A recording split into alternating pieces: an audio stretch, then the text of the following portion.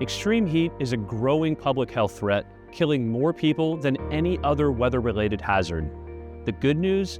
Heat-related illnesses and deaths are preventable. That's why California developed a statewide extreme heat ranking system that raises awareness and warns people in advance. CalHeatScore is our free web mapping tool for anyone in California seeking up-to-date information about heat events. Its mission is to protect the health and well-being of all Californians from extreme heat, especially the most vulnerable. CalHeatScore works like a basic weather app. It shows new information every 24 hours, mapping current and upcoming heat conditions for every zip code in California. It uses hyperlocal data to provide a better picture of who's most impacted where.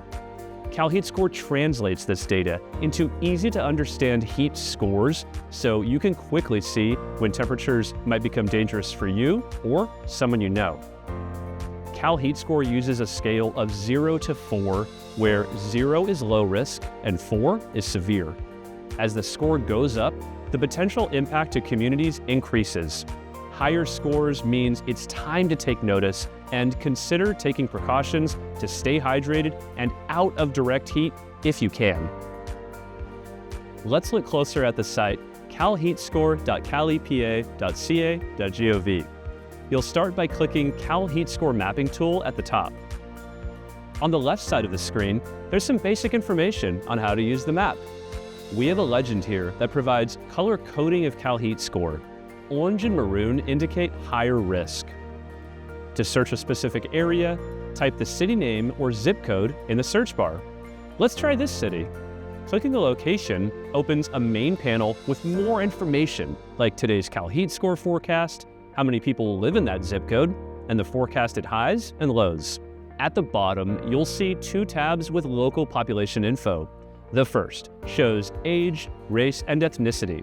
For example, a larger Pop 65 Plus means more older adults are in this community.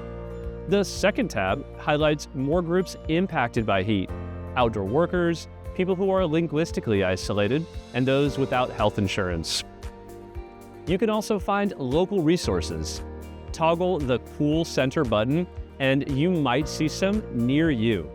It's not a complete map of cooling centers, but it's a starting point, and we're working to add more over time. Let's look at this city.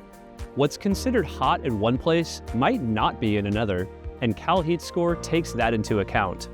In this city, summer temperatures are usually higher than in another city, so it takes higher temperatures to trigger a higher score.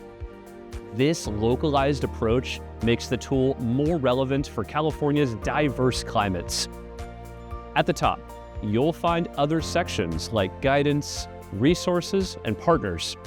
There's a feedback tab where you can take a short survey or join our email list. We're working to improve CalHeatScore regularly, and we want to hear from you. What kind of data and resources would be helpful to see on the map?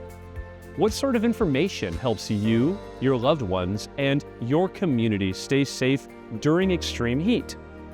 Your feedback helps us make CalHeatScore more useful for everyone. Give it a try and let us know what you think.